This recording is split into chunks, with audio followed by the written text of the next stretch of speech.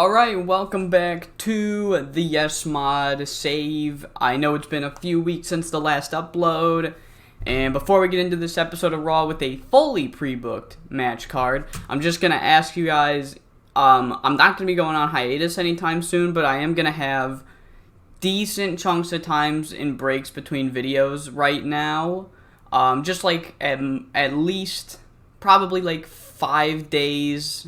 Maybe we'll have another 2 week in between videos, but if I ever go on hiatus again, I'll just let you guys know.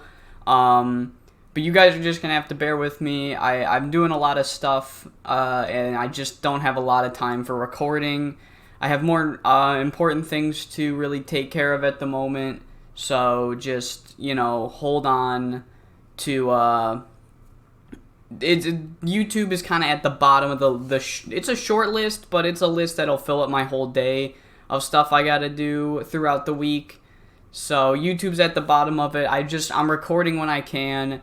So yeah, bear with me, guys. Just know that I'm still gonna be uploading. So for tonight's episode of Monday Night Raw, we have pre-booked Cody Rhodes and Antonio Cesaro versus Zack, Ryder, and Kofi Kingston. Main event, Dean Ambrose versus Kane.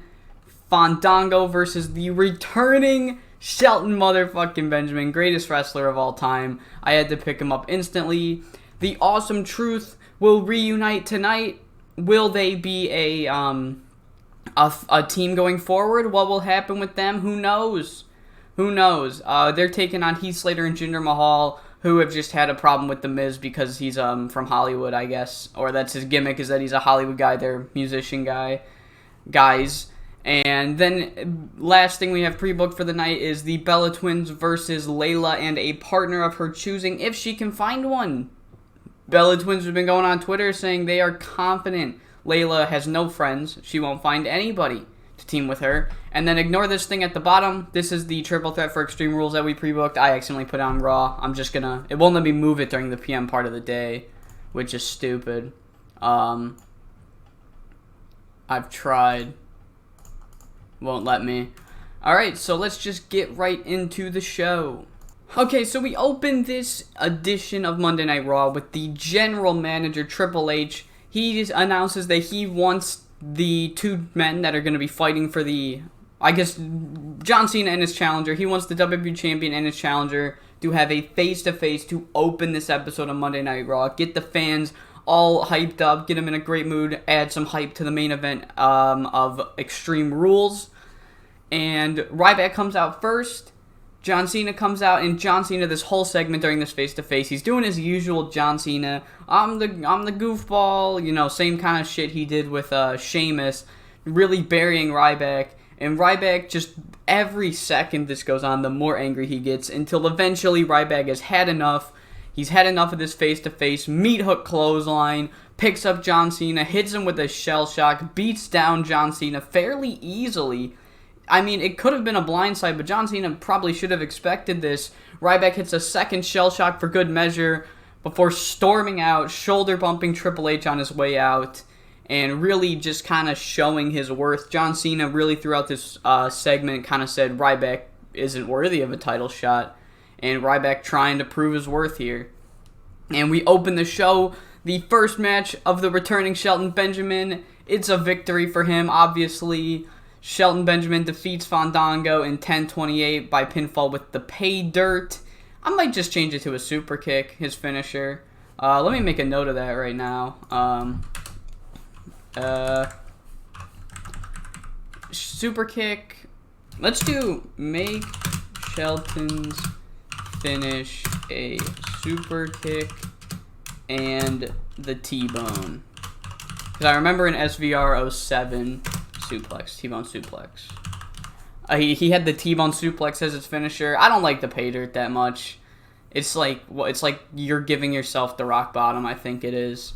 So yeah, there's that. Shelton Benjamin picks up the victory, and Summer Rae tries to ruin Shelton Benjamin's celebration, clearly lining Shelton Benjamin up, sending him to Dick Kick City. Once he turns around, she's behind him, and the Funkadactyls shut down her plans. They run in, they prevent Summer Rae from being Summer Rae, I guess.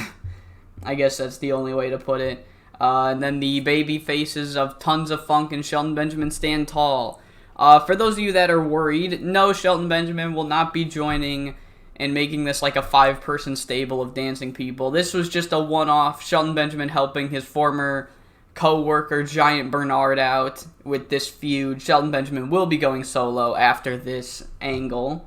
So we then have a Cody Rhodes and Antonio Cesaro interview with Renee Young. I forgot Renee Young was on our roster, so I'm going to be using her.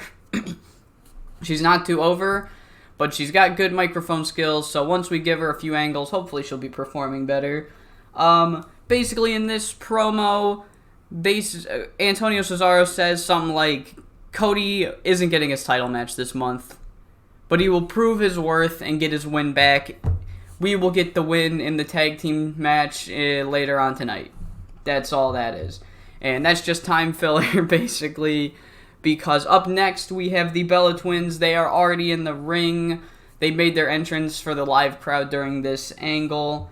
And Layla comes out, and no one comes out with her. And the Bella Twins grab the microphone. They start mocking her. Oh my god, we were right. You didn't get a partner. You're a fucking loser. And then Layla's like, no. I did get a partner. I got a partner, someone that I'm very familiar with, someone that you're very familiar with, someone from my era of the Divas division, someone like Mickie James. Mickie James is making her return here, being Layla's secret partner. Recap gimmick changes, awful. That's great. Awesome. At least there's no cons, like debuffs to this gimmick, so it just sucks. And then the tag match is underway, and to nobody's surprise, Layla and Mickie James pick up the victory. They have so much less pop than the Bella Twins, which is kind of sad. That's why I'm having them win, because they've got much better stats than the Bella Twins. So 11:25, Mickie James pinned Brie Bella with the Mickey DT. And that segment got a 56. So far, not doing too well. Raw's not going too well. Renee Young gets an interview with Ryback. Renee Young looked lost out there. That is not good.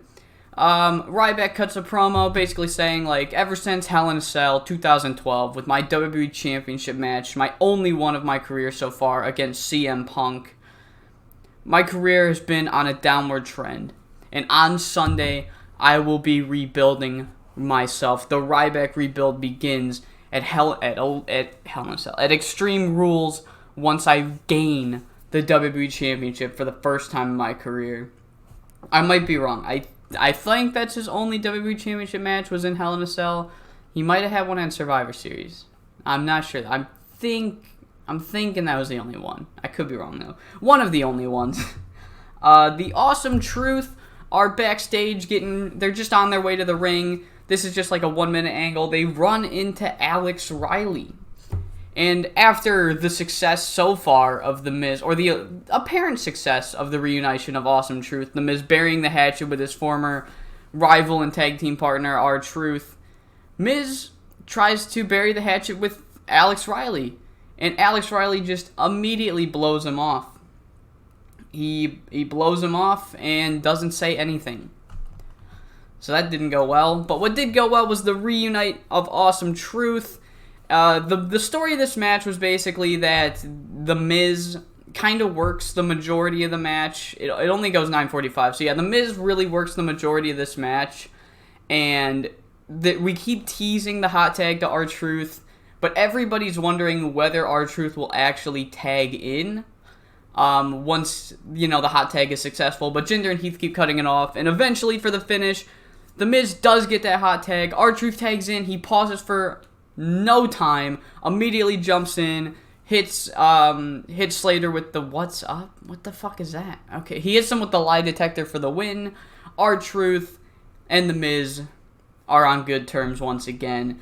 But you know who isn't on good terms with R-Truth and The Miz? The 3MB. They rush. Drew McIntyre rushes into the ring. Then they start a 3-on-2 beatdown. The Awesome Truth look helpless until, very, very surprisingly, Alex Riley does come out for the save. He comes out, he chases the 3MB off. He helps R-Truth up. Miz is already on his feet. He doesn't need to help The Miz up. but he doesn't shake The Miz's hand.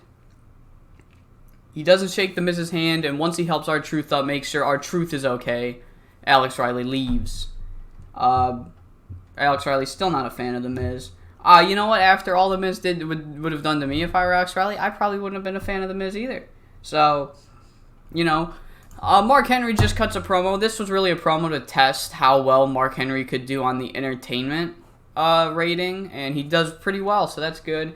But the promo is just saying, after giving it a week to think about it, I am pissed off that Ryback is getting this title match over me. I'm the one that beat him at WrestleMania. I thought we had the hatchet buried. He was being very difficult, and now he's pissing me off. After I induct Randy Orton into the Hall of Pain, Ryback is going to be next. Very menacing words from Mark Henry there. We have the tag team match. Cody Rhodes and Antonio Cesaro pull off the sort of upset. Cesaro pins Kofi Kingston after using underhanded tactics. So the way that this match ended was Kofi Kingston hits the Trouble in Paradise. Not an Antonio Cesaro. Cesaro and Kingston are the legal men. Cody Rhodes kind of takes the bullet for Kofi Kingston, and he sort of flops on his way down, hitting the ref, not hitting him to the ground, but hitting the ref enough to where his eyes are off of the match. Antonio Cesaro, real quick low blow, big boot to Zack Ryder on the apron, neutralizer. Antonio Cesaro gets the dirty victory here tonight. And then we have a confrontation between The Shield and Daniel Bryan. Daniel Bryan's in his locker room. Kane and Dean Ambrose are nowhere to be found. They're probably like in the gym or shotgunning Bang energy drinks. Something, getting ready for this main event match. Daniel Bryan's in this locker room. Seth Rollins and Roman Reigns burst in. Daniel Bryan's like, oh shit, alright. Okay, and then he just rushes into the fight. And because Daniel Bryan knows Seth Rollins and Roman Reigns aren't the guys that are going to talk.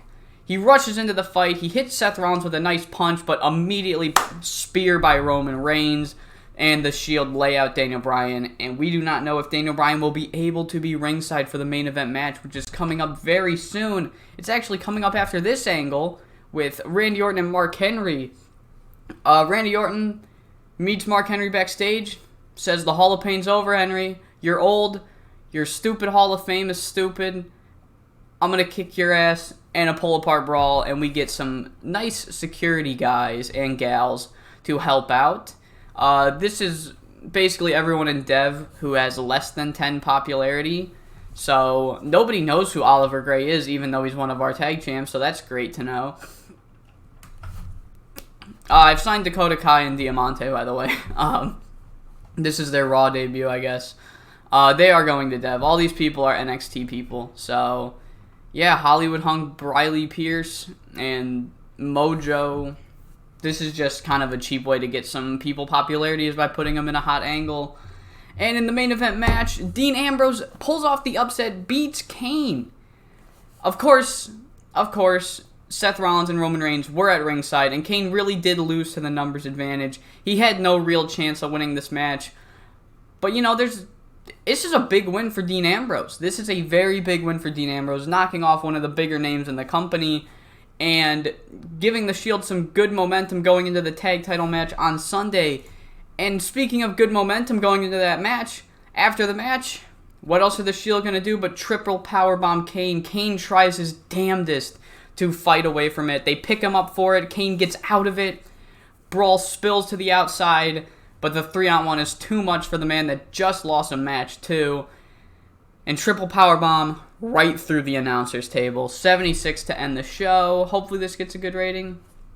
Not good enough. Not good enough. Alright, that sucks. 75. But we kind of had a weaker main event. Yeah, we had a weaker main event. That's probably what did it for us. I gotta find people that can cut promos, dude. Nobody's good at promos right now. Nobody's getting good promo ratings, really.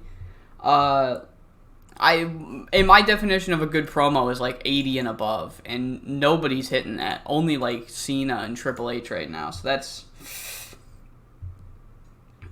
is not good. Wade Barrett got one. I guess Wade Barrett's gonna be the fucking next. He's gonna be the next goddamn Brock Lesnar if he keeps putting off 86 rated promos. So yeah, that's it for Monday Night Raw.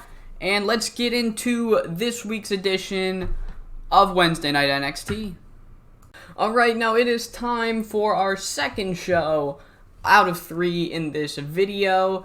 It is time for the Wednesday Night NXT. And if you remember from the last week's episode of NXT, we are underway with a miniature tournament of sorts here to determine who Tyson Kidd will face, Tyson Kidd will defend his NXT Championship against on the first ever Super Tuesday, which will be week 2 of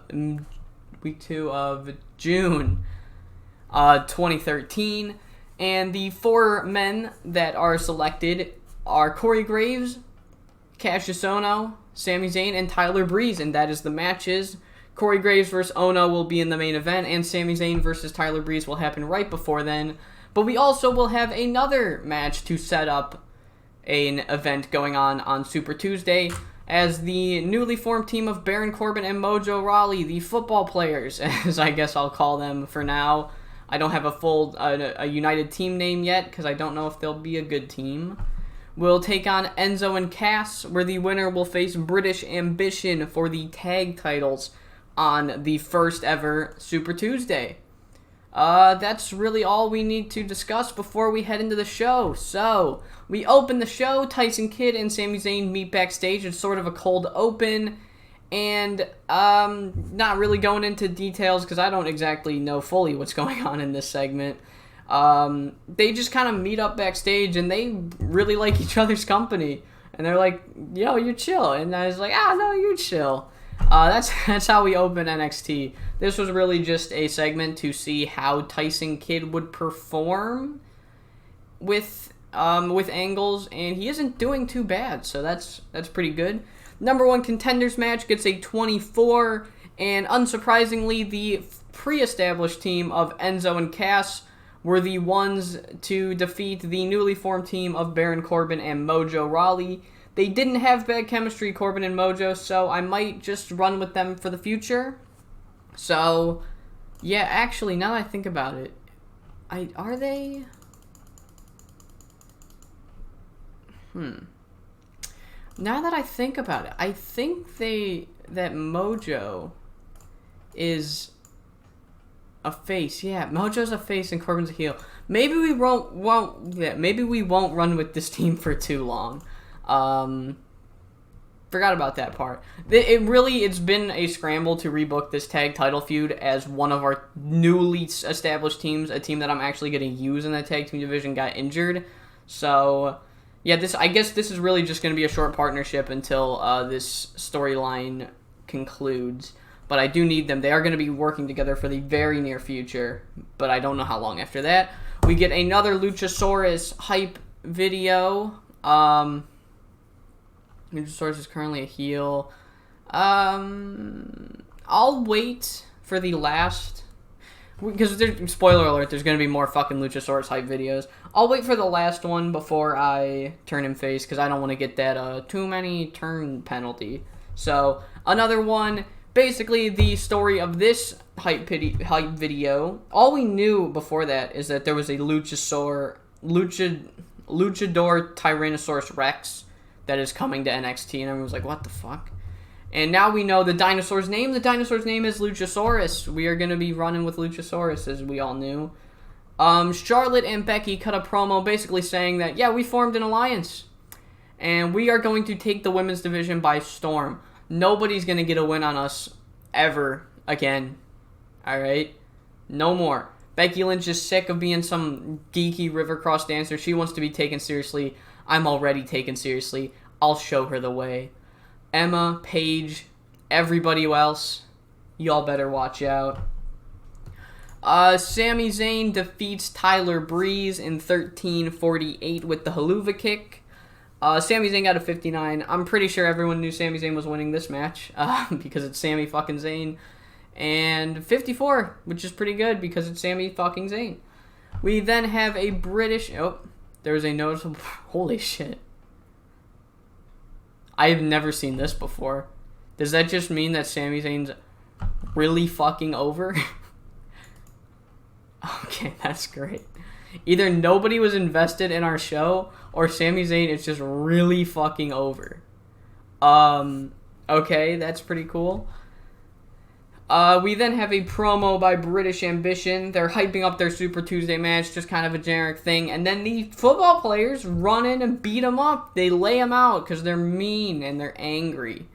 And the British Ambition duo have been laid out. And before our main event, Paige and Emma are like, No, Charlotte. No, Becky Lynch. Bring it on. You think you can beat us? We'll beat you at your own game. Me and Emma, we'll team up for one night to take on you two in a tag team match. Boom, pre-booking. Yeah. Emma and... God damn it, I gotta do the fucking... Whatever.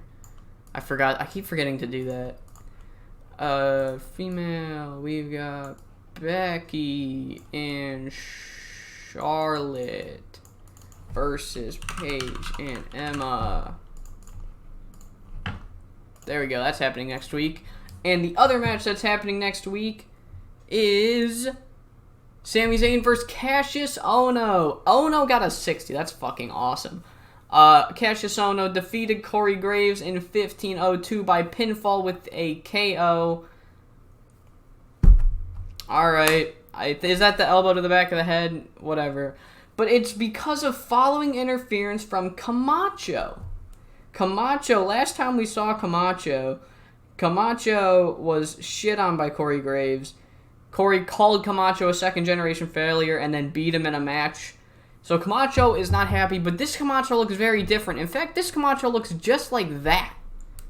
Camacho wearing face paint and just completely a new look for Camacho. Fans are loving it. They love the look of Camacho. And Camacho basically says, Camacho was my nickname. Alright, Graves? And after what you did to me, after what you said to me, calling me a second-generation failure, I think it's time I start embracing my heritage. I will no longer go by my name of Camacho, my nickname of Camacho. From now on, you can call me Tangaloa. Tangaloa.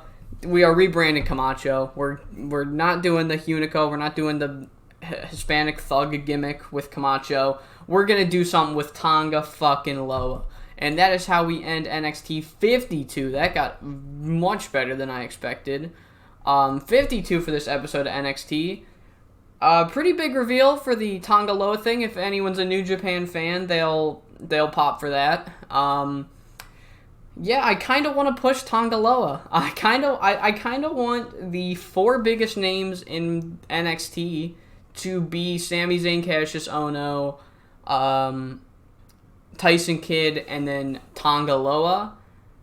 And then maybe Adrian Neville eventually can get into that upper echelon. I want Tonga Loa. Tamacho? What the fuck? Tamacho. Yeah, I want Tamacho to be pushed.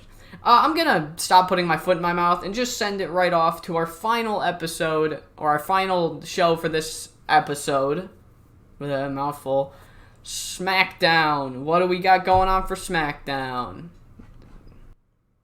That was a terrible send-off. That was an absolutely dreadful send-off. Alright, and now it is time for the final show of this episode of the Yes Mod. It is time for SmackDown!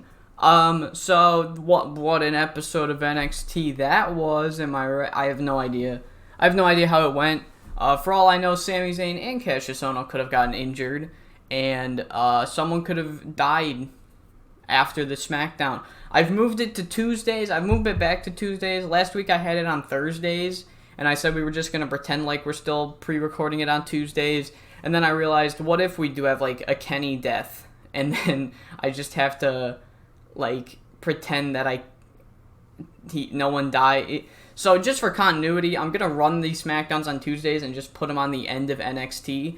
After NXT. So if, like, some major shit goes down, like Kassius Ohno getting injured or Sami Zayn breaking his neck happens on NXT, the mood's going to be completely different when we hop back into SmackDown. So there's that. So for all I know, shit could have hit the fucking fan going into NXT. But some bad news did happen going into the SmackDown on main event, aka WWE Dark. There it is. We had an injury with the Usos. The Usos got injured in a match against the Rhodes Scholars. They're still alive on main event. That's the whole gimmick, is that they are staying as a united unit any chance they can. And then we also had just a random IC title match. Wade Barrett did the same thing he did last week, where he was like, there's no way I'm losing this match. Put it on the fucking line. Except he didn't say it like that. He was like, I'm feeling myself tonight. Let's have another IC title match. Barrett beats Khali. But yeah, Jay Uso got injured during that, and he will be good. He will be fine. He'll just miss. He wasn't booked for this SmackDown or Extreme Rules, and he'll only miss one more SmackDown basically. So that's all that happened there. We have another full card ready for this go-home show of SmackDown. Evan Bourne versus Wade Barrett for the Intercontinental Championship. Jack Swagger versus Alberto Del Rio in the main event, where if Swagger wins, he will be added to the World Heavyweight Championship match at Extreme Rules. Natalya versus Caitlyn for the Divas Championship. The Cologne Cousins versus the Great Khali. If Great Khali can find a partner, he will have one. If he can't, then it'll be a handicap match. And Xavier Woods versus Sheamus. The Consequence Xavier Woods versus Sheamus in his... Is it his debut, or did he wrestle before? I think he had a match, but I'm not sure. No, he hasn't had it. This is his SmackDown debut match. Good matches against one of our top SmackDown guys in Sheamus. So yeah, let's get right into the show. If I can click a button. There we go. We open the show with a backstage promo with the trio of Dolph Ziggler, Big E Langston, and AJ Lee. And Ziggler kind of acting like a fighting babyface, just saying something along the lines of, I am fully confident in my ability to hold on to this World Heavyweight Championship, whether it's a one-on-one or a triple threat. Doesn't matter to me. Bring them all up. I'll knock them all down. Dolph Ziggler really hinting at that babyface turn for the future. The Colognes and the Great Khali make their entrances, and Khali does announce he does not have a tag team partner. And the ref's like, alright, then I guess we'll start the handicap match. Out comes our general manager, Shawn Michaels, and Shawn Michaels says, Khali, I can't let you fight on your own. Alright, I'm not going to make you fight a handicap match. That's just not fair. If you couldn't find a partner, I'll give you one of my own trainees. Ladies and gentlemen, please give a warm welcome to the newest member of the SmackDown roster, Scorpio Sky. Scorpio Sky being handpicked by Shawn Michaels. I'm pretty sure Scorpio Sky wasn't trained by Shawn Michaels, but that's the storyline we're going to run with. Give him a little bit of an extra, not motivation, a rub of sorts, with him being aligned with Shawn Michaels, being a trainee of Shawn Michaels. And Scorpio Sky will have his SmackDown debut teaming with the Great Khali against the Cologne Cousins. However, wow, Great Khali I guess isn't unimportant now. That's not good. I did not expect that. The Cologne Cousins do beat the Great Khali and Scorpio Sky. So yeah, there's that. Rosa Mendez, I'll turn heel now. Because she just started as a babyface. She's a prima donna now. She is now a heel. She's the manager for the Colognes. So there's that. Scorpio Sky gets a 32 in his debut match. That's pretty good since he has no popularity. And the Cologne Cousins win. Prove they're better than the Great Khali. We have, holy shit, Chris Jericho. Chris Jericho proving me wrong. Right as I say at the end of Raw. Man, nobody can cut a promo above a fucking 80. Jericho blows it out the water. Jericho gets a 95 promo. We have a back and forth between the two men that will fight on Sunday, the two men being Jericho and Damien Sandow. Damien Sandow starts pulling out all of the words he ripped from the dictionary, and Jericho basically tells him, yeah, shut up, dude, because none of your 12-syllable words are going to help you on Sunday, because there is a one-syllable word called fist that is going to go into another one-syllable word, face. That is what I'm going to do to you at Extreme Rules. I'm going to fist you. Next segment, we're gonna see what happens when I try to fucking cut thoughtful promos. It fucking never goes well. We have an announcement that Chris Daniels, we saw a hype package video from him last week. He will make his WWE debut next week against Kurt Hawkins. The Christopher Daniels debut will commence next week. He's got 40 pounds. He's not terrible in the pop department. I mean, of course he's not fucking terrible. It's Christopher Daniels. He's great. He's fucking amazing. So yeah, he will make his SmackDown debut next week up against Kurt Hawkins. And then we get another short announcement that Big Show will confront Brock Lesnar tonight following the main event match of Alberto Del Rio and Jack Swagger. So yeah, I guess the go-home shows, I kind of unintentionally just have weaker matches for the go-home shows in the main event, because Dean Ambrose versus Kane disappointed, and I can't imagine Del Rio versus Swagger being better than that. So that's upsetting. We then get the Xavier Woods debut match, and as much as I wanted to have him go over, Sheamus is one of our bigger names on SmackDown in terms of popularity. I can't have him lose, so Sheamus goes over Xavier Woods, but Sheamus gives Xavier Woods so much in this match. Xavier Woods really does shine in a loss, and despite the consequences not truly coming into effect for Sheamus, only benefits are going to be there for Xavier Woods. We then have a short promo where Zeb Coulter hypes up Jack Swagger for the main event match. He hypes Swagger up, gets him all amped, gets the crowd a little more excited for it. And then, before the Divas title match, Ezekiel Jackson meets with Evan Bourne backstage. He says, "Evan, I like you. I respect you. No hard feelings for last week. Barrett promised me an Intercontinental Championship match, whether I beat you or didn't.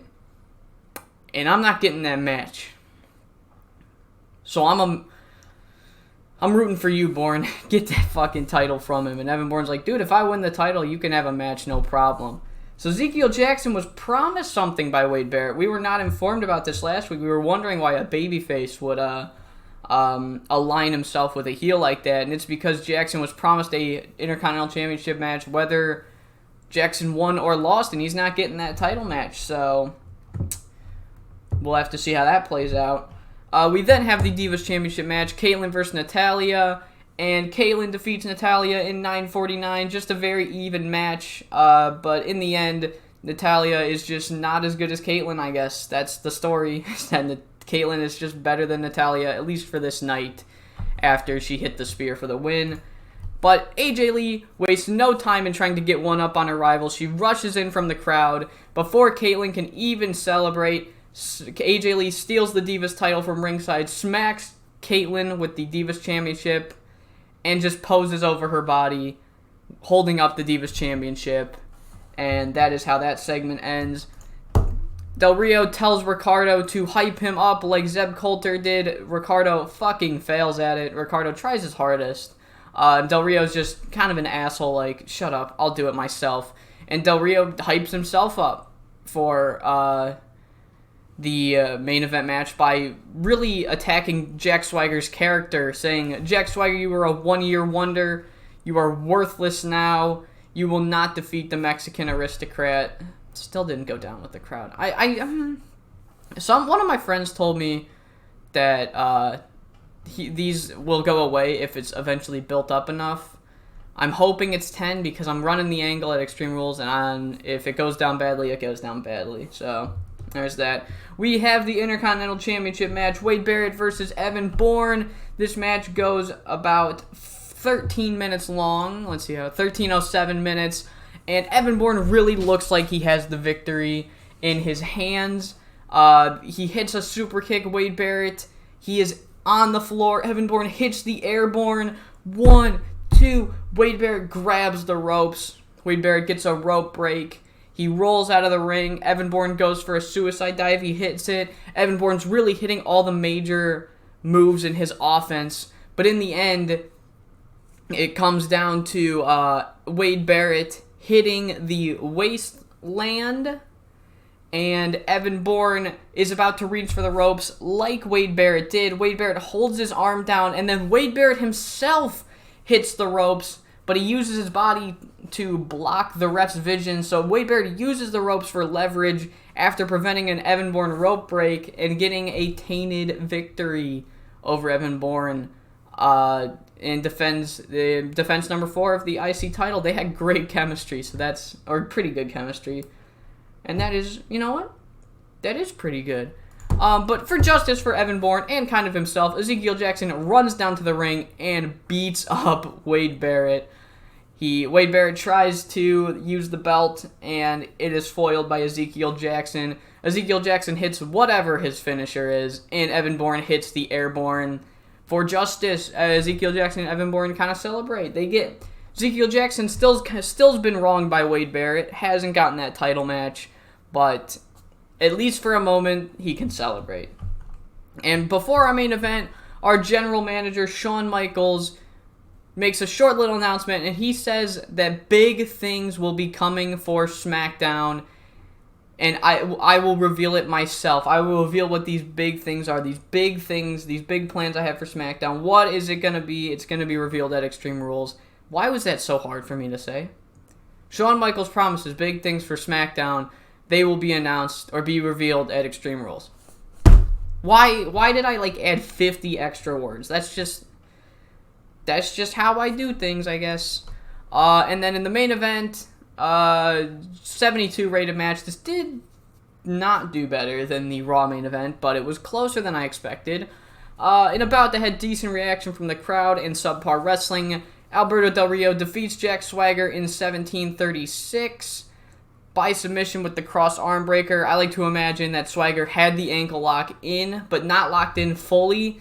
Del Rio's able to counter it, pulls Swagger forward with his foot, and then before Swagger can get launched out of the ring, he grabs his arm, immediately puts him in a cross arm breaker before Swagger really knows what's going on, and makes him tap out. Swagger will not be added to the main event match, or not the main event match, the World Heavyweight Championship match at Extreme Rules. And now it is time for the great Big Show Brock Lesnar confrontation. Big Show comes out, and he doesn't say much. He's just like, Lesnar, get your ass out here. And he waits. He waits for a good few minutes. Lesnar's music plays. No Lesnar. It's just Paul Heyman. Paul Heyman comes out, and he is he's got the biggest grin on his face. He's just such an asshole. He's like, Mr. Show, I hate to break it to you, but Lesnar really isn't here tonight. He said he was going to be here. He's not here. I'm so sorry to let you down. And Big Show responds to this by choking out Paul Heyman. He puts his big, meaty hand around Paul Heyman's big, meaty throat and starts choking him out. And then Lesnar comes sprinting out from the back. This was, I guess, a plan gone a little south for Paul Heyman and Lesnar. Maybe they were expecting Big Show to start leaving, and once he gets to the ramp, he is then jumped by Brock Lesnar. But Big Show inadvertently foiled their plan by choking out Paul Heyman. Lesnar rushes to the ring, and we get another pull-apart brawl, this time with some more deaf people. This time we have Angelo Dawkins, Ashley Miller, Luchasaurus. Obviously, he's not fucking wearing the Luchasaurus gimmick. He just looks like Austin Draven during this angle. Tyler Breeze and Bayley, just another trying to get some of my NXT people a little bit more pop on their end. And the show ends with a very surprisingly 50-50 pull-apart brawl. Unlike when Lesnar got drafted to SmackDown and just laid waste to Big Show, this confrontation is really more 50-50, and that's how we end SmackDown. 79, that's good. Alright. My goal right now, I think I've said it, is to beat 77 on each of our shows. I failed with that with Raw, but that's because we didn't have Chris Jericho hitting a fucking 95 promo, so that's pretty cool. We got 79. I guess SmackDown was better than Raw this week. And I hope you all enjoyed this episode of the Yes Mod. Let me just make a real quick look at NXT. Alright, nothing major happened. No, I guess we had the tournament starting. It has been I booked these shows a few weeks ago, so I have kind of forgotten what has happened on them. So there's that. Yeah, I hope you all enjoyed this episode of the Yes Mod. This was, of course, the go-home show for Extreme Rules. So yeah, let me actually do a rundown of that Extreme Rules card. We might as well, now that we're here. So I'm going to do it in order that the matches are shown on the pay-per-view. So our opening match is the Divas Championship, AJ Lee versus Caitlyn. The next match is the United States Championship triple threat match where Kofi Kingston defends his title against Antonio Cesaro and Zack Ryder. An Extreme Rules match between Chris Jericho and Damian Sandow. A World Heavyweight Championship Extreme Rules match, Alberto Del Rio using his rematch clause against Dolph Ziggler. Falls Count Anywhere match, Mark Henry versus Randy Orton. Is this the semi-main? No. The Unified Tag Team Championships in a tables match. Forgot to say that. After they put Kane through the table, announcers were like, oh shit, I'm getting a word from Triple H that this is going to be a tables match. Maybe I'll just run an angle where he says that. I think that's what I'll do. I think I'll just run an angle where Triple H announces it there. It doesn't matter, really. Extreme Rules match. This is the semi-main. Extreme Rules match. Brock Lesnar versus The Big Show. Did I say who was... I gotta fucking listen to this back. And then in the main event, WWE Championship, Extreme Rules match. John Cena defends his WWE Championship against Ryback. And then we also have that big promise by Shawn Michaels, the big things for SmackDown. So that's what's going to happen on Extreme Rules. That will also be a premiere. I think what I'll do is all of the pay-per-views will be premieres, and if we ever run like special editions of Raws and SmackDowns, those might also be premieres. I'm not going to do premieres for Super Tuesdays because it's going to be in the middle of like a random Raw and SmackDown each week. Not each week, but whenever the Super Tuesdays happen, it's not really going to be like a special Raw or SmackDown, so there's no point in premiering them. So yeah, there's that. I hope you all enjoyed this episode of the Yes Mod, and I hope to see you all for Extreme Rules.